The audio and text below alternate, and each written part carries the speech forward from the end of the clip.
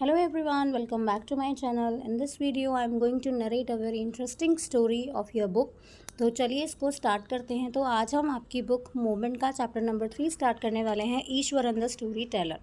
तो ईश्वरन यहाँ पर एक नाम है, किसी पर्सन का यहाँ पर नाम है ईश्वरन, एंड स्टोरी टेलर इस ईश्वरन को ही कहा गया है क्योंकि ये जो ईश्वरन है ना, ये क्या करता है, ये बहुत ही अच्छी स्टोरी सुनाता है और इस स्टोरी के इस चैप्टर के अंदर। और ये ना अपनी आवाज़ को आप कह सकते हैं कि अपने टोन को ना ऐसे मैनेज करता है कि सामने वाला जो पर्सन इसकी स्टोरी को सुनेगा उसको ऐसा ही लगेगा कि एक्चुअल में ये कोई रियल स्टोरी ही सुना रहा है। मतलब इतने अच्छे से जो ये स्टोरी को नरेट किया करता था। तो ये जो चैप्टर है आपका ईश्वरन द स्टोरी टेलर, तो यहाँ पर जैसा मैं आपको बता चुकी हूँ कि ईश्वरन के बारे में ये स्टोरी है ना। और ईश्वरन को बहुत अच्छे से आता था स्टोरी सुनाना और स्टोरी टेलिंग आप कह सकते हैं कि उसके पास ना ये एक आर्ट थी। स्टोरी टेलिंग जो है उसके पास एक आर्ट थी जिसको वो बहुत अच्छे से यूज़ करता था। ईश्वरन बहुत ही अलग अलग इफ़ेक्ट्स यूज़ करता था अपनी स्टोरी को सुनाने में। बॉडी लैंग्वेज अपना यूज़ करता था, वॉइस को अच्छे से यूज़ करता था, जो टोन है आपका उसको चेंज कर लिया करता था अकॉर्डिंग टू द स्टोरी, जैसे ही उसको मैनेज करना होता था। तो यहाँ पे चलिए इसको स्टार्ट करते हैं।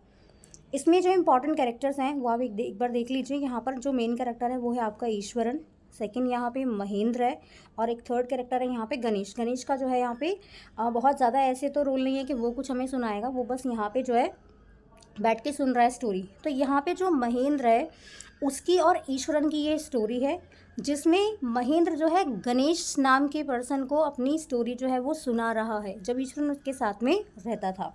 चलिए इसको स्टार्ट करते हैं। One night Mahendra woke up from his sleep and saw a dark cloudy form. He broke out into a cold sweat. Was it a ghost? अब यहाँ पर देखो क्वेश्चन दिया गया है। जैसे आपको पता है स्टार्टिंग में हर चैप्टर में क्वेश्चन दिया होता है, लास्ट में हम उसका आंसर ढूंढते हैं।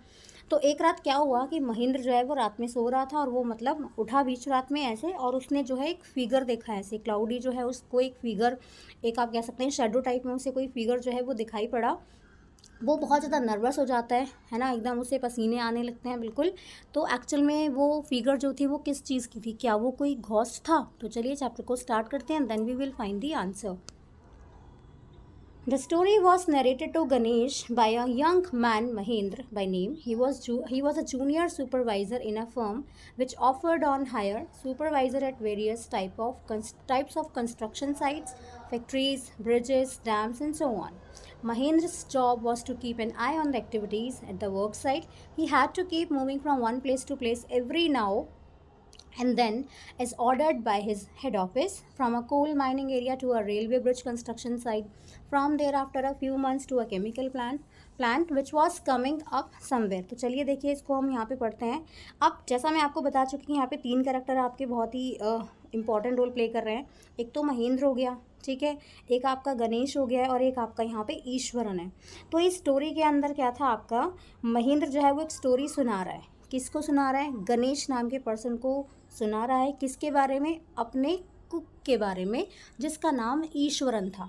एक्चुअल में वो स्टोरी भी सुनाता था, वो कुक भी था उसके घर में, और उसके जो एक्स्ट्रा के जो भी डोमेस्टिक जो भी सारे वो काम करता था ना, वो यही ईश्वरन जो है महेंद्र के लिए किया करता था। अब जो महेंद्र था वो एज ए जूनियर सुपरवाइज़र काम करता था किसी कंपनी में, और वहाँ पे जो है उसका बार बार ना हर जगह पे एक जगह उसकी फ़िक्स नहीं होती थी कहीं पर रहने के लिए, उसकी जगह जो है वो बार बार चेंज होती रहती थी। तो उसको जो है कभी कहीं पर जो है शिफ्ट होना पड़ता था, तो उसके अकॉर्डिंग उसको सारी चीज़ें मैनेज करनी होती थी। तो अलग अलग साइट्स में जो है उसकी पोस्टिंग हो जाती थी, जैसे कभी फैक्ट्रीज़ के लिए ब्रिज बन रहा है, कोई डैम बन रहा है ना, कंस्ट्रक्शन का काम जो कहीं पे हो रहा है, तो जहाँ जहाँ पे ये काम चलते थे वहाँ पे उसकी पोस्टिंग जो है वो हो जाती थी। तो महेंद्र का एक्चुअल में काम क्या था? उसका काम था कि जो बाकी के लोग वहाँ पर काम कर रहे हैं उस साइट पे जहाँ पे उसको रखा गया है, तो उसका काम था वहाँ पे एज ए सुपरवाइज़र काम करना, लोगों के ऊपर ध्यान रखना, नज़र रखना कि कौन काम कर रहा है कौन नहीं कर रहा है। तो उसको अपनी जगह को जो है अपने प्लेस को बार बार चेंज करना पड़ता था। तो उसने कई अलग अलग जगह पर काम किया हुआ था, जैसे coal mine, railway bridge construction हो रहा है, या फिर कोई केमिकल प्लांट है उसका कंस्ट्रक्शन हो रहा है। तो इन सारी जगह पे जो है उसने काम किया हुआ था। आगे देखो, He was a bachelor, his needs were simple, and he was able to adjust himself to all kind of conditions, whether it was an ill-equipped circuit house or a makeshift canvas tent in the middle of a stone quarry. But one asset he had was his cook, Ishwaran. The cook was quite attached to Mahendra and followed him uncomplainingly wherever he was posted. He cooked for Mahendra, washed his clothes, and chatted away with his master at night. He could weave out endless stories and anecdotes on very varied subjects. तो यहाँ पे bachelor का मतलब क्या है, जो unmarried है आपका उसके लिए यूज़ किया गया है, कोई लड़का अनमैरिड है तो उसके लिए बैचलर यूज़ किया गया है। मेकशिफ्ट का मतलब क्या होता है, जो चीज़ परमानेंट नहीं होती है। क्वेरी का मतलब आपको पता होगा जहाँ पे माइनिंग एक तरह से की जाती है, माइन के लिए यूज़ करते हैं। और एसेट का मतलब क्या होता है, कोई ऐसी चीज़ जिससे हमें बेनिफिट मिल रहा है, एडवांटेज मिल रहा है। एनेक्डोट का मतलब क्या होता है, कोई भी जैसे कोई भी स्टोरी, छोटी सी कोई भी किस्सा, इस तरह से इसको एनेक्डोट कहा जाता है। अब महेंद्र क्योंकि अनमैरिड था तो उसकी फैमिली तो थी नहीं वहाँ पे, और वो बहुत ही सिंपल सी लाइफ जीता था। उसको बहुत ज़्यादा ऐसे उसकी लाइफ में बहुत सारे कुछ ऐसा नहीं था कि जो वो एडजस्ट नहीं कर पा रहा था। उसकी नीड्स बिल्कुल सिंपल थी और वो अपने आप को हर जगह पे एडजस्ट कर लिया करता था, चाहे उसको कैसी भी कंडीशन दे दो। अब वो जहाँ पे रहने के लिए गया होगा, जहाँ वो रहता था या कहीं पे वो रहा होगा, तो चाहे उसको ऐसा हाउस दे दो जहाँ पे लाइट वगैरह प्रॉपर नहीं है, या फिर जो बेसिक फैसिलिटीज़ हैं वो उसको नहीं मिल रही हैं। अगर उसको टेंट में कहीं पे रहना पड़ रहा है, टेंट परमानेंट तो होता नहीं है ना, उसको तो टेम्पररी बनाना पड़ता है। तो उसको जहाँ पे भी जगह मिलती थी या जैसे उसको एडजस्ट करना होता था वो आसानी से कर लिया करता था। अब यहाँ पे जो ईश्वरन नाम का पर्सन मैं आपको बता रही हूँ, ये ऐसा पर्सन था इसके पास, महेंद्र के पास, जो हर जगह इसके साथ जाता था, है ना, और बहुत क्लोज था ये महेंद्र के। जहाँ जहाँ महेंद्र जाता था वहाँ वहाँ पे ईश्वरन भी जाता था, और वो कुछ भी कंप्लेन नहीं करता था। मतलब कि उसको जैसी भी कंडीशन मिलती थी रहने के लिए वहाँ पे वो रहता था महेंद्र के साथ में, लेकिन वो कभी कोई भी कंप्लेन नहीं करता था। बहुत सारे काम भी करता था वो इसके लिए, महेंद्र के लिए, खाना बनाना, कपड़े वॉश करना, और रात में अपने से महेंद्र से जो है रात भर बातें करना और उसको स्टोरी सुनाना। और स्टोरीज़ भी ना वो ऐसे बना लिया करता था, मतलब बहुत ही इंटरेस्टिंग सी स्टोरी जो है वो बहुत जल्दी, बहुत ही कम टाइम में जो है वो बना लिया करता था। और अलग अलग कोई भी अलग अलग टॉपिक लेगा और उसी पे जो है वो स्टोरी अपने आप बना लिया करता था। वीव का मतलब है यहाँ पे, वैसे तो बुनना होता है, बट यहाँ पे कि वो स्टोरीज़ को कैसे बनाता था। आगे देखो, Eswaran also had an amazing capacity to produce vegetables and cooking ingredients seemingly out of nowhere in the middle of a desolate landscape with no shops visible for miles around. He would miraculously conjure up the most delicious dishes made with fresh vegetables within an hour of arriving at the zinc sheet shelter at the new workplace. अब desolate का मतलब क्या होता है, जहाँ पे कोई रहता नहीं है, बिल्कुल अलग एकदम।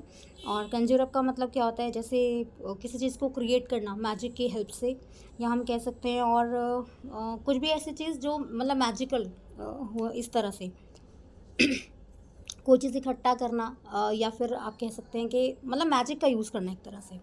आगे देखो फिर क्या बताया गया है यहाँ पे। अब महेंद्र जो है वो गणेश को क्या बताता है कि ईश्वरन तो बहुत अच्छा कुक था और उसके पास कुछ अलग उसकी जो क्वालिटीज़ है ना वो भी यहाँ पे बता रहा है। वो कह रहा है कि जब वो अलग जगह पे जाते थे तो वो जो भी सब्जियाँ चाहिए होती हैं बनाने के लिए, जो भी इंग्रेडिएंट चाहिए होते हैं सब्जी में डालने के लिए, वो जो है उसको जो भी चाहिए था ना वो खुद ही वहाँ पे उगा लिया करता था, है ना, उनको ग्रो करता था।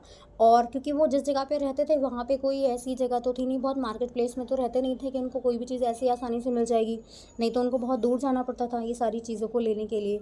तो वो ये सारी चीज़ें जो है बहुत ही जैसे मैजिक डाल के उसने कर दिया हो ना सारी चीज़ों को बिल्कुल, और बहुत ही डिलीशियस डिशेज़ वो बनाता था उन फ्रेश वेजिटेबल से, बहुत जल्दी, बहुत ही कम टाइम में बना लिया करता था। आगे देखते हैं फिर इसमें और क्या बताया गया है। यहाँ पे एक वर्ड दिया ना, जिंक शीट शेल्टर। इसका मतलब क्या है, इसका मतलब ये है कोई भी ऐसी जगह आप मान लो कि जिसकी जो छत है ना वो मेटल है ना, जिंक मेटल जो है, यहाँ पे जिंक शीट दिया हुआ है तो उसकी बनी हुई, मतलब परमानेंट नहीं है, ऐसे कंक्रीट की बनी हुई नहीं है, बहुत ही ऐसी है हल्की सी। अब महेंद्र जो है यशवंत के बारे में बता दिया उसने। Mahendra would be up early in the morning and leave for work after breakfast, carrying some prepared food with him. Meanwhile, Ishwaran would tidy up the shed, wash the clothes, and have a leisurely bath, pouring several buckets of water over his head, muttering a prayer all the while. It would be lunchtime by then. After eating, he would read for a while before dozing off. The book was usually some popular Tamil thriller running to hundreds of pages. Its imaginative descriptions and narrative flourishes would hold Eswaran in thrill। अब यहाँ पे क्या हुआ, muttering का मतलब क्या होता है, ऐसे धीरे धीरे आवाज़ में कुछ बोलना कि सामने वाले को बहुत तेज़ आवाज़ ना चली जाए। डोजिंग ऑफ का मतलब क्या है, सो जाना। इन थ्रिल का मतलब क्या होता है, किसी के कंट्रोल में रहना आप कह सकते हैं, है ना, किसी की पावर में रहना। एक्सप्लेनेशन देखो इसका क्या होगा यहाँ पे। अब महेंद्र जो है वो जल्दी उठा, मॉर्निंग में जल्दी उठने की उसको आदत थी, तैयार होता था और अपना ब्रेकफास्ट करके जो है वो अपने काम के लिए निकल जाता था। अपने साथ में लंच लेके जाता था। जब वो वहाँ से जाता था तो अब घर में कौन रह गया, ईश्वरन रह गया। तो ईश्वरन घर के बाकी के काम करता था, कपड़े धोना है, खाना बनाने का जो काम था, घर के जो भी छोटे मोटे काम थे वो सब करता था, है ना। और फिर वो नहाता था, बहुत सारी बाल्टी जो है वो अपने ऊपर डालता था, पानी में बहुत सारा पानी में जो है वो बहुत सारे पानी में नहाता था और अपनी प्रेयर को जो है गाता रहता था नहाते नहाते। उसके बाद वो लंच करता था। अपनी जो फेवरेट उसकी बुक थी, तमिल लैंग्वेज में थी और बहुत ही थ्रिलर थी उसकी जो बुक थी ये, है ना, उसको पढ़ता था। बहुत सारे पेजेस भी होते थे इसमें और उसमें जो भी डिस्क्रिप्शन दिए रहते थे वो उनको ना बहुत ही अलग तरह से क्रिएट करके ना दूसरों को सुनाता था, ठीक है। अपने मास्टर को भी जो है वो कभी कभी इसमें से कोई ना कोई टॉपिक उठा के सुना दिया करता था, फिर जो है वो सो जाता था।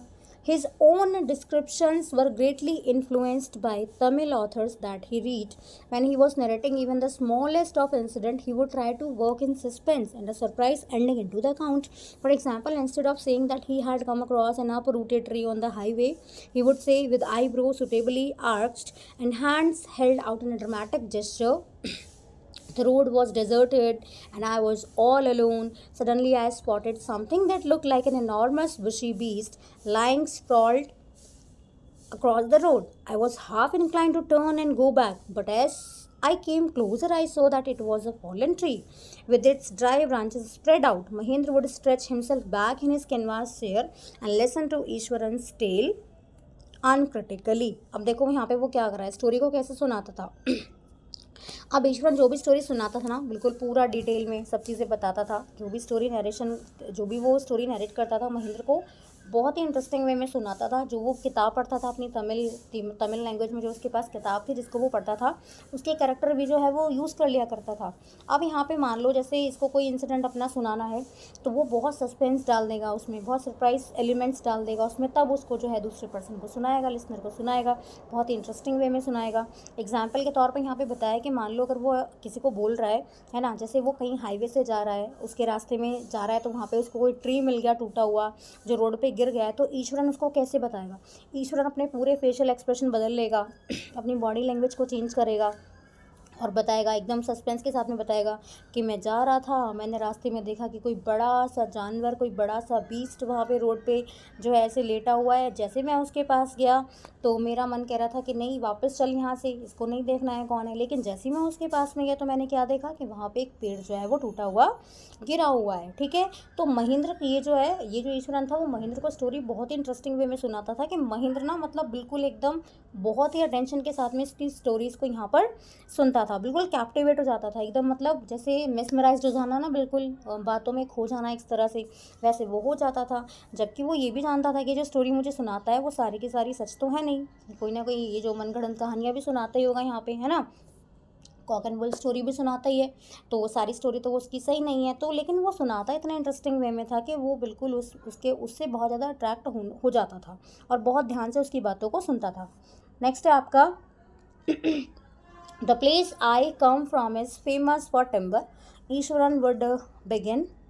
There is a richly wooded forest all around. The logs are hauled onto the lorries by elephants. They are huge, well-fed beasts. When they turn wild, even the most experienced Mahint is not able to control them. After this prologue, Ishwaran would launch into an elaborate anecdote involving an elephant.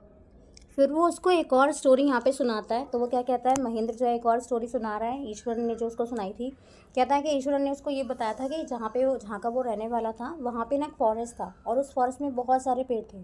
Obvious सी बात है, forest में तो पेड़ होंगे, है ना, बहुत सारे पेड़ थे और वहाँ पे जो लकड़ी थी, बड़े बड़े लॉग्स जो होते थे वुड के, उनको कलेक्ट किया जाता था और कलेक्ट करके उनको बेच दिया जाता था फॉर मतलब कमर्शियल पर्पज़ के लिए उसको यूज़ किया जाता था। वहाँ की जो टिम्बर थी, टिम्बर आपको पता है ना वुड के लिए यूज़ करते हैं, वुड होती है आपकी जो फर्नीचर वगैरह बनाने के लिए यूज़ की जाती है, तो उनको बड़े बड़े व्हीकल्स में ट्रांसपोर्ट किया जाता था, मतलब एलिफेंट्स भी लेकर जाते थे। तो बहुत बड़े बड़े एलिफेंट्स थे वहाँ पर, और मान लो अगर कोई एलिफेंट पागल हो जाए, ठीक है, और आउट ऑफ कंट्रोल हो जाए अपने मौत से, जो उनका वो होता है ना, जो आदमी उनको लेकर जाता है मौत, तो अगर वो पागल हो जाए एलिफेंट तो उनके कंट्रोल से भी बाहर हो जाता था, और बेचारा वो जो मौत था वो भी इसको कंट्रोल नहीं कर सकता था, जो उनको पाल रहे थे ना वो भी इसको कंट्रोल नहीं कर सकते थे। तो ये सेशन मतलब ये जो बात है वो उसको बता रहा है यहाँ पे, और फिर उसने जो एक और यहाँ पे एक और स्टोरी जो है वो सुनाता है। देखो उसने क्या कहा, वन डे, यहाँ से इधर से रीड करना आपको। One day a tusker escaped from the timber yard and began to roam about, stamping on bushes, tearing up wild creepers, and breaking branches at will. You know, sir, how an elephant behaves when it goes mad. Ishwaran would get so caught up in the excitement of his own story that he would get up from the floor and jump about, stamping his feet in emulation of the mad elephant. अब देखो यहाँ पे वो क्या बता रहा है, उसने बताया स्टोरी कैसे सुना रहा है कि एक दिन एक एलिफेंट था जो वहाँ टिम्बर यार्ड से जहाँ पे लकड़ियों को लेकर जाते थे, जहाँ से वहाँ से वो भाग गया। भागने के बाद वो जंगल के बाहर वाले एरिया में जो है से घूम रहा था, और बुशेस वगैरह कुछ झाड़ियाँ जो थी वहाँ पे उन सबको ऐसे क्रश करता हुआ जो है वो आगे बढ़ रहा था। जो सारे प्लांट्स की जो भी बेल वगैरह वहाँ पे लगी हुई थी उन सबको उसने तोड़ दिया, इवन ब्रांचेस जो है उसने तोड़ दी जो भी इसके रास्ते में आ रही थी। तो ईश्वरन जो है महीन से क्या कहता है कि क्या आप जानते हैं सर कि अगर कोई हाथी पागल हो जाए तो वो कैसे बिहेव करता है। अपनी स्टोरी को बहुत ज़्यादा इंटरेस्टिंग बनाने के लिए ईश्वरन खड़ा हो जाता है जहाँ पे वो स्टोरी सुना रहा था उसको, और अपने पैर को ना ज़मीन पे मारता है, ज़मीन पे हिट करता है, बिल्कुल ऐसे दिखाने के लिए कि जैसे एलिफेंट मारता है ना एकदम गुस्से में बिल्कुल पागल होके, वैसे वो यहाँ पे दिखाने की कोशिश कर रहा है। मतलब वो एक्सप्रेशंस भी कर रहा है, जेस्चर भी करने की कोशिश कर रहा है। यहाँ पे वो बता रहा है कि एक्चुअल में वो कैसे बिहेव करता है मैड एलिफेंट, ताकि उसकी स्टोरी बिल्कुल रियलिस्टिक लगे यहाँ पर। एमुलेशन का मतलब यहाँ पे देख लो, एमुलेशन का मतलब क्या होता है, वैसे जैसे किसी से मैच करना, किसी को कॉपी करके किसी को इमिटेट करके उससे बिल्कुल मैच करने की कोशिश करना, वो है। स्टैम्पिंग का मतलब क्या होता है, एक बहुत ही फोर्स के साथ में किसी चीज़ को हिट करना, है ना। आगे, the elephant reach the outskirt of our town, breaking the fences down like match stick, he would continue. It came into the main road and smashed all the stalls selling fruit, mud pot and cloths. People ran, helter-skelter in panic. The elephant now entered a school ground where children were playing, breaking through the brick wall. All the boys ran into the classroom and shut the doors tight. The beast grunted and ventured about, pulling out the football goal post, tearing down the volleyball net, kicking and flattening the drum kept for water, and uprooting the shrubs. Meanwhile, all the teachers had climbed up to the terrace of the school building. From there, they helplessly watched the depredations of the elephant. There was not a soul below on the ground. The streets were empty as if the inhabitants of the entire town had suddenly disappeared. Outskirt का मतलब क्या होता है, जो बाहर वाला area होता है उसको बोला जाता है। हेल्टर स्केल्टर का मतलब यहाँ वहाँ, ग्रंटेड का मतलब जो वो साउंड कर रहा है यहाँ पे, है ना, एलिफेंट आपका। और उसके बाद डेप्रेडेशंस का मतलब क्या होता है, जैसे किसी चीज़ को हम डिस्ट्रॉय करते हैं ना, तो वो जो हमारे एफर्ट्स हैं उनके लिए यूज़ किया गया है यहाँ पे। पैनिक आपको पता ही है, घबरा जाना। तो एलिफेंट जैसे ही वहाँ पे गया, बाहर निकला वो टाउन के, तो उसने जो भी बाउंड्रीज़ वगैरह थी उनको तोड़ना स्टार्ट कर दिया, और वो जो फेंसेस थी उसके लिए बिल्कुल मैच स्टिक जैसी लग रही थी, जैसे माचिस की तीली है बिल्कुल, क्योंकि एलिफेंट तो बहुत बड़ा होता है। एलिफेंट मेन रोड पर पहुँच जाता है, वहाँ जो भी स्टॉल वगैरह लगे हुए थे जो अलग अलग सामान बेच रहे थे, चाहे वो मड पॉट थे, चाहे वो आपके कपड़े थे या फ्रूट्स थे, सबको तोड़ दिया सारे। कोई किसी को पता तो था नहीं कि वहाँ पे एलिफेंट आ रहा है, तो जैसे उन्होंने देखा तो वो लोग इधर उधर भागने लगे, बहुत ज़्यादा घबराने लगे वहाँ पर। फिर वो एक स्कूल में एंटर कर गया, स्कूल की दीवार को तोड़ के वो स्कूल में एंटर कर गया। बच्चे जहाँ पे खेल रहे थे सारे बच्चे अपनी क्लासरूम में भाग गए, दरवाजे बंद कर लिए सबने। एलिफेंट बिल्कुल पागल हो चुका था, स्कूल ग्राउंड में बहुत आराम से जो है वो ऐसे घूम रहा था। जो गोल पोस्ट लगा हुआ था वहाँ फुटबॉल ग्राउंड में उसको भी उसने तोड़ दिया था, नेट भी उसने वहाँ से हटा दिया था, ठीक है, जो वॉलीबॉल के कोर्ट पे लगा हुआ था। फिर उसने जो प्लांट्स वगैरह थे उनको भी ख़राब कर दिया, सबको उसने उखाड़ के फेंक दिया, अपरूट कर दिया बिल्कुल। टीचर्स जो थे वो अपने जो ऊपर स्कूल में जो रूफ थी, मतलब जो उनका फ्लोर बना हुआ होगा वहाँ पर चले गए, जो टीचर्स वगैरह थे। और अब वो कुछ कर भी नहीं सकते थे, है ना, बस वो वेट कर रहे थे कि वो यही देख रहे थे कि एलिफेंट जो वो कैसे नुकसान कर रहा है स्कूल प्रॉपर्टी को। वहाँ पे कोई एक सिंगल पर्सन नहीं था जो वहाँ पे दिख जाए बाहर। और वहाँ जो टाउन में जो बाहर का एरिया बताया गया है वो बिल्कुल खाली हो चुका था, क्योंकि लोग जो है सारे वो डर गए थे, इस पागल एलिफेंट से बिल्कुल डर चुके थे। फिर ईश्वरन ने क्या कहा, वो कह रहा है, I was studying in the junior class at that time and was watching the whole drama from the rooftop. I don't know what came over me suddenly. I grabbed a cane from the hands of one of the teachers and ran down the stairs and into the open. The elephant grunted and menacingly swung a branch of a tree which it held in its trunk. It stamped its feet, kicking up a lot of mud and dust. It looks frightening, but I moved slowly towards it, stick in hand. People were watching the scene, hypnotized from nearby housetop. The elephant looked at me, red-eyed, ready to rush towards me. It lifted its trunk and trumpeted loudly. At that moment, I moved forward and, mustering all my force, whacked its third toenail on the quick. The beast looked stunned for a moment, then it shivered from head to foot and collapsed. देखो कितनी कितनी बढ़िया story सुना रहा है ना। कह रहा है यहाँ पे वैक का मतलब क्या होता है, किसी को मारना बहुत तेज़ आवाज़ के साथ में, कोलैप्स मतलब गिर जाना। तो जब ये स्टोरी सुना रहा था तो अब ईश्वरन यहाँ पे आई अपने लिए यूज़ कर रहा है, बता रहा देखो मैं कितना ब्रेव हूँ। तो कह रहा है कि जब वो वहाँ पे था तो उस जब ये एलिफेंट वहाँ पे आया तब ये छोटी क्लास में पढ़ रहा था, है ना, छोटा था। तो इसने देखा कि भाई एलिफेंट इतना सारा नुकसान कर रहा है, ऊपर से सब कुछ देख रहा था। तो उसने एक टीचर के हाथ में से एक स्टिक ले ली जो टीचर ने पकड़ी हुई होगी, है ना। तो उसको लेकर जो है वो नीचे आ गया। एलिफेंट जो है वो सब एकदम बहुत तेज आवाज़ भी कर रहा था। तो जैसे ही उसने देखा कि छोटा सा बच्चा उसकी तरफ आ रहा है तो उसने एक जो ब्रांच थी ट्री की उसको उठाया उसको मारने के लिए, है ना। और उसने क्या किया, लेकिन ये जो था आपका एलिफेंट जो था उसने गुस्से में अपना पैर जो था वो ज़मीन में मारा।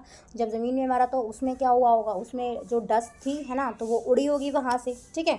अब एलिफेंट जो था वो किसको डराने की कोशिश कर रहा है, ईश्वरन को। पर ईश्वरन कहाँ डर रहा है, ईश्वरन डरने वाला नहीं था। उसके हाथ में जो स्टिक थी वो उसके पास के एलिफेंट के पास। सारे लोग जो है ऊपर से देख रहे थे इस इंसिडेंट को कि ये बच्चा पता नहीं कैसे इसको भगाएगा यहाँ से। वो चुपचाप खड़े हुए थे। अब इसने ईश्वरन ने क्या देखा कि जो एलिफेंट है वो बहुत गुस्से में देख रहा है ईश्वरन को, बहुत ही ज़्यादा गुस्से में था। और उसने बहुत तेज़ आवाज़ करी कि जैसे वो ईश्वरन को भी मार देगा, बिल्कुल अटैक कर देगा उसके ऊपर। फिर ईश्वरन ने जो है अपनी पूरी स्ट्रेंथ लगा दी उसको एलिफेंट्स की, क्योंकि वो डर नहीं रहा था। तो एलिफेंट का जो टो नेल था उस पर उसने बहुत ज़ोर से मारा। तो एलिफेंट जो था वो बिल्कुल स्टन हो गया एकदम, है ना, उसे पता ही नहीं चला कि क्या हो गया। और फिर ऐसे बता रहा है कि वो ना बिल्कुल सिर से लेके पैर तक कांपने लगा। बताओ एलिफेंट कैसे कांप जाएगा उससे, है ना। तो कितने इंटरेस्टिंग वे में अपनी स्टोरी को सुना रहा है। कह रहा है कि वो कांपने लगा है और वो बेहोश हो जाता है और वो वहीं पे गिर जाता है, अनकॉन्शियस जो है वो आपका हो जाता है। फिर देखो आगे वो और क्या बताता है। देखो स्टोरी में कितने सारे उसने इंटरेस्टिंग एलिमेंट्स यूज़ करे हुए हैं। At this point Eswaran would leave the story unfinished and get up mumbling, I will be back after lighting the gas and warming up the dinner. Mahindra, who had been listening with rapt attention, would be left hanging. When he returned, Ishwaran would not pick up the thread of the story right away. Mahindra would have to remind him that the conclusion was pending. Well, a veterinary doctor was summoned to revive the animal. Ishwaran would struck casually. 2 days later, it was led away by its mahout to the jungle. अब देखो यहाँ पे वो क्या कह रहा है। वो कह रहा है यहाँ पे ईश्वरन जो है आपका कि अब उसने स्टोरी को बीच में छोड़ दिया, इनकम्प्लीट छोड़ के वो चला गया। मतलब उसे कुछ काम था तो उसने कहा कि मैं खाना वगैरह बनाने के बाद, खाना गर्म करने के बाद जो है मैं वापस आऊँगा।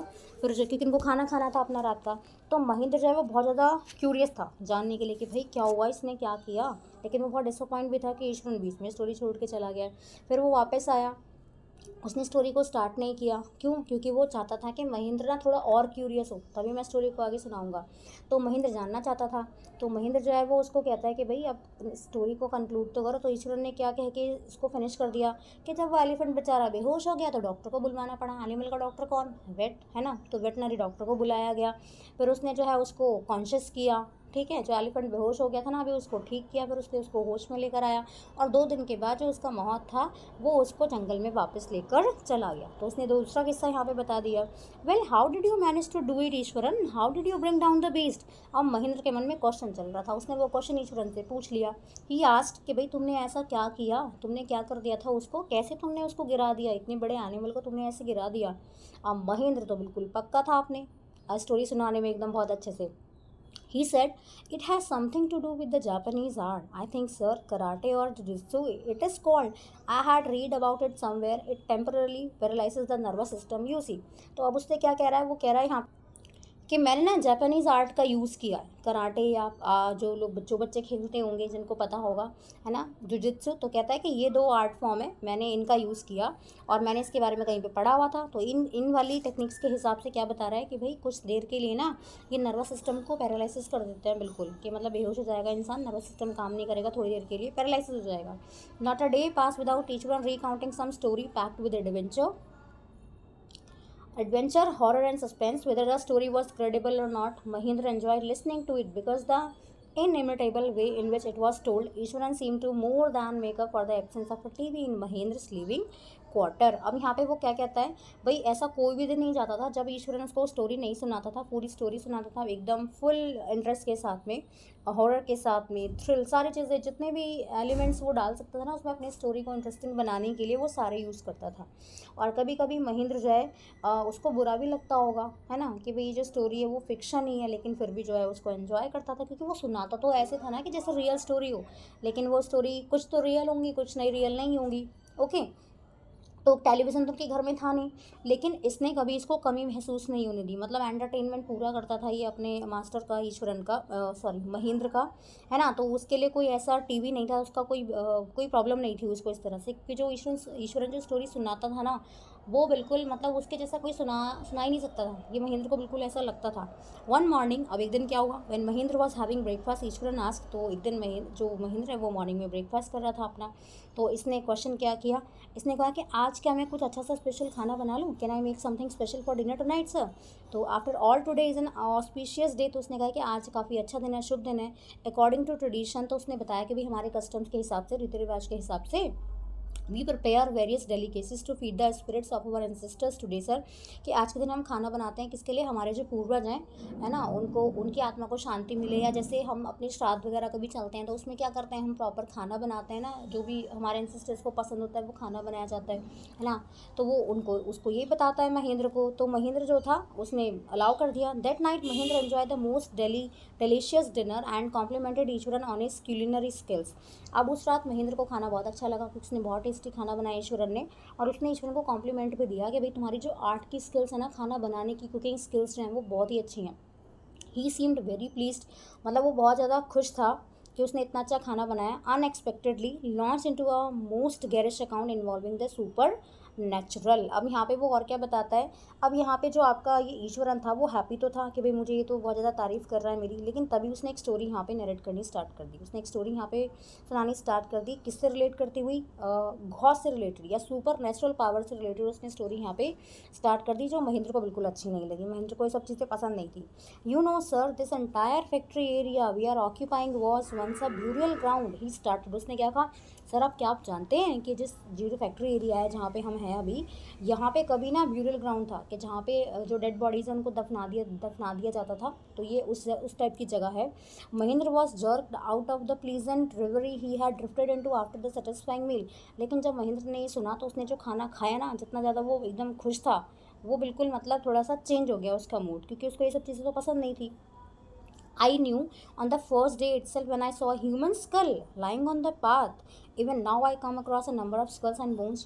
ईश्वरन continued, तो ईश्वरन ने इसको क्या कहा कि सर ये मैं इसलिए बता रहा हूँ क्योंकि मैं जान गया था फर्स्ट डे, क्योंकि मैंने यहाँ पे ना एक ह्यूमन स्कल देखा था, यहाँ पे मुझे मिला था रास्ते में, और अभी भी जब मैं आता जाता हूँ ना वहाँ से, तो मुझे बहुत सारे स्कल्स जो हैं वो यहाँ रास्ते में दिख जाती हैं, बोन्स दिख जाती हैं इस जगह के आसपास जब मैं जाता हूँ, आता जाता हूँ। देखो ये स्कल पड़ी है ना यहाँ पे, देखो ये स्कल हो गई, और ये आपका ईश्वरन हो गया, जो सब्जी लेके मार्केट से या कुछ भी सामान लेके जो है वहाँ से आ रहा होगा, या अपने जहाँ उस वो उगाता था वहाँ से लेकर आ रहा है। He went on to narrate how he sometimes saw ghosts at night. I'm not easily frightened by these things, sir. I'm a brave fellow, but one horrible ghost of a woman which appears off and on at midnight during the full moon. It is an ugly creature with matted hair and a shriveled face, like a skeleton holding a fetus in its arm. अब उसने क्या कहा, उसने कहा ईश्वरन जो है कुछ अब फ्लेवर तो ऐड करेगा ना अपनी स्टोरी में, तो उसने कहा कि मैं कभी कभी ना भूत को देख लेता हूँ यहाँ पे रात में, और वैसे मैं डरता वरता नहीं हूँ इनसे क्योंकि मैं तो बहुत ब्रेव हूँ, लेकिन एक बार मैंने बहुत ही हॉरिबल एक घोस्ट देख लिया एक विमेन का, जो फुल मून के दिन जो है मुझे फुल मून नाइट पे मुझे दिखाई दिया, दिन में नहीं सॉरी फुल मून नाइट में मुझे दिखाई दिया 12 बजे के आसपास ना, बिल्कुल मिडनाइट में। बहुत ही अगली सा उसका फेस था, अब उसके बाल भी बेकार से थे, ऐसे उलझे हुए उसके बाल थे, ठीक है, और बिल्कुल भी अच्छी नहीं लग रही थी और बहुत हॉरिबल लग रही थी, ऐसा लग रहा था स्केलेटन हो, और उसके हाथ में एक फीटस था। फीटस कौन होता है, फीटस बोलते हैं अनबॉर्न बेबी को, है ना, तो फीटस था उसके हाथ में। Mahendra शिवर्ड at the description and interrupted rather sharply, "You are crazy, Ishwaran. There are no such things as ghosts or spirits. It is all a figment of your imagination. Get your digestive system examined and maybe your head as well. You are talking nonsense." अब क्योंकि महेंद्र को पसंद तो था नहीं, उसे story बिल्कुल अच्छी नहीं लगी, तो उसने उसको बीच में रोक दिया और उसको डांटा, कहा कि तुम क्या नॉनसेंस बातें कर रहे हो, तुम पागल हो गए हो क्या? क्योंकि उसने महेंद्र ने क्या कहा, उसको पसंद तो था नहीं, तो उसने कहा ऐसा कुछ भी नहीं होता है, बस तुम्हारी इमेजिनेशन है, तुम वही सब मुझे बताते रहते हो। और ईश्वरन को कहता है कि तुम अपना चेकअप कराओ, मुझे लगता है कि तुम ठीक नहीं हो, तुम्हारा डाइजेस्टिव सिस्टम ठीक नहीं कर रहा है, तुम्हारा दिमाग काम नहीं कर रहा है, ठीक नहीं कर रहा है, इसलिए तुम जो है बिना मतलब की बातें जो है तुम किए जा रहे हो। ओके, अब देखो आगे उसको बोल रहा है कि मतलब तुम ये सपने देखते हो कि इस तरह के, या तुम्हें ऐसे सपने आते हैं, नाइटमेयर्स जो है आ रहे हैं, या तुम इस तरह की सारी चीज़ें सोच रहे हो यहाँ पे, ठीक है। तो अब उसके बाद ही लेफ्ट द रूम, वहाँ से चला गया and retired for the night, expecting Ishwaran to serve for a couple of days, but the next morning he was surprise to find the cook as cheerful and talkative as ever. तो जब उसने उसको डांट दिया तो वो सोच रहा था कि शायद ईश्वरन मुझसे बात नहीं करेगा, थोड़ा गुस्सा रहेगा मुझसे, कुछ दिन के लिए चुप रहेगा कि मैंने उसको डांट दिया, लेकिन वो तो बहुत सरप्राइज्ड हो गया क्योंकि ईश्वरन में कुछ भी चेंज नहीं आया, वो तो पहले जैसा ही था, एकदम खुश और हैप्पी, वैसे ही बात कर रहा था वो जैसे नॉर्मली उससे बात करता है। From that day on Mahendra for all his brave talk, went to bed with a certain unease. Every night he peered into the darkness outside through the window next to his bed, trying to make sure that there was no movement of dark shapes in the vicinity, but he could only see a sea of darkness with the twinkling lights of the factory miles away. अब यहाँ पे क्या कह रहा है वो महेंद्र जो है, अब वो अपने आप को क्या दिखा रहा है कि मैं बहुत ब्रेव हूँ, है ना, मतलब मैं डरता नहीं हूँ, लेकिन उल्टा ही था बिल्कुल, वो डर रहा था। जो स्टोरी ईश्वर ने इसको स्टोरी बताई थी ना, वो सारी की सारी चीज़ें उसके दिमाग में चलती रहती थी। हर रात सोने से पहले वो चेक करता था, विंडो से बाहर झाँक के देखता था कि भाई कोई एक्चुअल में कोई घोस्ट तो नहीं है यहाँ पे। उसे कुछ भी दिखाई नहीं पड़ता था, बस डार्कनेस दिखाई पड़ती थी, और जो ट्विंकलिंग होती रहती है वहाँ पे लाइट्स वगैरह की, वो दिखाई पड़ती थी। विसिनिटी का मतलब क्या होता है, जो नियर बाई जगह है, हमारे नियर बाई जो एरिया है उसके लिए यूज़ किया गया, उसको ही कहते हैं। He had always liked to admire the milk-white landscape on the full moon night, but after hearing Ishwaran's story of the female ghost, he avoided looking out of his window altogether when the moon was full. अब यहाँ पे वो क्या कह रहा है, वैसे तो उसको अच्छा लगता था बाहर ऐसे देखना, बिल्कुल, है ना, लेकिन अब क्योंकि जब इसको ये बता दिया, इसने ईश्वरन ने ये सारी चीज़ें बता दी, तो वो डर गया था, है ना, और वो उसने जो है बाहर देखना ही बंद कर दिया, क्योंकि वो डरने लगा था कि भाई मुझे एकदम से मैं बाहर देखूंगा और सडनली कोई मेरे सामने ऐसे अपीयर ना हो जाए, तो उसने बाहर देखना ही बंद कर दिया। वन नाइट, अब एक रात क्या हुआ, Mahendra was woken up from his sleep by a low moan close to his window. At first, he put it down to a cat prowling around for mice, but the sound was too guttural for a cat. He resisted the curiosity to look out lest he should behold a sight which would stop his hurt, but the wailing became louder and less feline. He could not resist the temptation any more. Lowering himself to the level of the windowsill, he looked out at the wide sheet of moonlight outside. There, not too far away, was a dark, cloudy form clutching a bundle. Mahendra broke into a cold sweat and fell back on the pillow. Panting as he gradually recovered from the ghastly experience, he began to reason with himself and finally concluded that it must have been some sort of auto suggestion, some trick that his subconscious had played on him. Moon का मतलब क्या होता है, हल्के से ऐसे रोना, ठीक है, पेन में रोना इस तरह से। प्राउलिंग का मतलब सर्च करना, फिलाइन का मतलब जैसे कैट लाइक, पेंटिंग मतलब बहुत तेज तेज सांस लेना, हाफना मतलब, और घासली का मतलब क्या होता है, बहुत डरावना, है ना। ये सारे वर्ड्स के डी वर्ड्स हैं आपके। और क्या था यहाँ पे, ऑटो सजेशन का मतलब देख लो यहाँ पे इसका मतलब है, ऑटो सजेशन का मतलब होता है आपका ऐसा कोई भी आइडिया जिसको आपने ऐसे मान लिया, जो मतलब खुद से ऐसे बनाया हुआ आइडिया, कोई भी इस तरह से, ठीक है। तो अब एक रात क्या हुआ कि महेंद्र जो था वो उठा, मतलब वो सो रहा था तो वो उठा, क्यों, क्योंकि उसको किसी के रोने की आवाज़ आई। उसको लगा शायद कोई कैट रो रही होगी, चूहे पकड़ने के लिए रात में कैट आई है कोई और वो उसको पकड़ रही होगी, है ना, तो वही आवाज़ कर रही होगी, तो वो सोने की कोशिश करने लगा। पर वो जो साउंड था भाई, धीरे धीरे वो साउंड ना तेज़ होने लगा बिल्कुल। तो महेंद्र जो था वो चाहता था कि मैं विंडो के बाहर देखूँ कि किसकी आवाज़ आ रही है, ऐसे कौन रो रहा है, लेकिन उसको ये भी डर लग रहा था कि अगर कहीं उसने भूत देख लिया तो वो मर जाएगा डर की वजह से। लेकिन वो आवाज़ धीरे धीरे बहुत तेज़ हो गई, और अब वो जो आवाज़ थी ना, वो कैट का साउंड तो नहीं था बिल्कुल भी। तो महेंद्र अपने आप को रोक नहीं पाया विंडो के बाहर देखने से कि एक्चुअल में बाहर कौन रो रहा है भाई, है ना। मूवीज़ में आपने देखा होगा ना, ऐसे जब कोई ऐसे मूवीज़ में कोई रहता है, कोई घोस्ट वगैरह, तो वो क्या करता है, वो ऐसे हल्के हल्के रोता ही है पहले मूवीज़ वगैरह में, तो ऐसे समझ लो आप, ऐसे रिलेट कर लो यहाँ पे। तो उसने जो है हिम्मत करके उसने बाहर देखा, महेंद्र ने भाई भूत देख लिया आज, ठीक है ना। उसके हाथ में क्या था, उसके हाथ में कुछ बंडल था। महेंद्र बहुत घबरा गया, बहुत तेज तेज सांस लेने लगा, और उसको देखते ही जो है वो वहाँ पे अपने बेड पे जो है वो बिल्कुल उल्टा होके लेट गया पिलो में। उसने बिल्कुल मुंह अपना ऐसे लगा लिया अंदर को बिल्कुल। और कुछ देर के बाद उस थोड़ा सा जब उसे थोड़ा सा ठीक फील हुआ तो उसने सारी चीज़ें रिकॉल करी। वो बहुत डर गया था, है ना। और उसके दिमाग में वो फिगर ही चल रही थी अभी जो उसने बाहर देखी थी यहाँ पे, ठीक है। वो अपने आप को ये समझाने की कोशिश कर रहा है कोई घॉस वॉस नहीं होता, मेरा जो दिमाग है ना, बस क्योंकि मैं सोच रहा हूँ बहुत ज़्यादा, तो मुझे शायद ऐसा लग रहा है कि बाहर कोई है, बट एक्चुअल में ऐसा कोई भी नहीं है, right. By the time he had got up in the morning, had a bath, and come out to have its breakfast, the horror of the previous night had faded from his memory. Ishwaran greeted him at the door with his lunch packet and his bag. Just as Mahendra was stepping out, Ishwaran grinned and said, "Sir, remember the other day when I was telling you about the female ghost with the fetus in its arms? You were so angry with me for imagining things. Well, you saw her yourself last night. I came running hearing the sound of moaning that was coming from your room."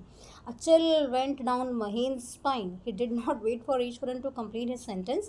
He hurried away to his office and handed in his papers, resolving to leave the haunted place the very next day. अब देखो क्या हुआ। अब next day जब महेंद्र उठा तो नहाया, अपना ब्रेकफास्ट के उसने किया, तैयार हुआ जाने के लिए। वो अपना रात का जो एक्सपीरियंस था उसको भूल गया था, है ना, दिमाग से निकाल दिया था। ईश्वरन ने उसको आके मॉर्निंग विश किया, उसको लंच दिया, उसका बैग दिया। और महेंद्र जो है जब वो जा रहा था तब ईश्वरन उसकी तरफ स्माइल करता है और उसको कहता है कि आपने मुझे डांट दिया था ना, मैंने आपको उस घोस्ट के बारे में बताया था, लेकिन अब तो आपने खुद ही देख लिया। और भाई जैसे ईश्वरन ने ये बात सुनी तो महेंद्र ना बिल्कुल मतलब उसको बताता है, ईश्वरन उसको कहता है कि मैंने आपके रोने की आवाज़ सुनी थी, है ना, कि जब आप डर रहे थे तो मैंने आपको सुना था। अब ईश्वरन जो है वो और क्या कहता है कि महेंद्र जो है वो फिर से डर गया, है ना, महेंद्र और ज़्यादा डर गया क्योंकि उसने तो कुछ भी ऐसा नहीं सुना था। अब वो कहता है कि मैंने तो इसको कुछ भी नहीं ऐसा बताया, है ना, लेकिन इसने कहाँ से ऐसे, मतलब इसको कैसे पता चल गई ये सारी चीज़ें। उसने कुछ भी बात नहीं सुनी उसकी। बहुत जल्दी से वो ऑफिस चला जाता है और वो डिसाइड करता है कि भाई मैं तो इस जगह से रिज़ाइन दे दूँगा, मैं यहाँ से रेजिग्नेशन दे दूँगा, और ऐसी भूत वाली जगह पे, ऐसे हॉन्टेड जगह पे मैं अब बिल्कुल भी नहीं रहने वाला हूँ, ठीक है। तो वो डिसाइड करता है कि वो इस जगह को छोड़ के चला जाएगा। तो यहाँ पे हमारा चैप्टर जो है वो फिनिश हो जाता है। आई होप आपको चैप्टर समझ में आ गया होगा। तो मिलते हैं अगले वीडियो में। Thank you.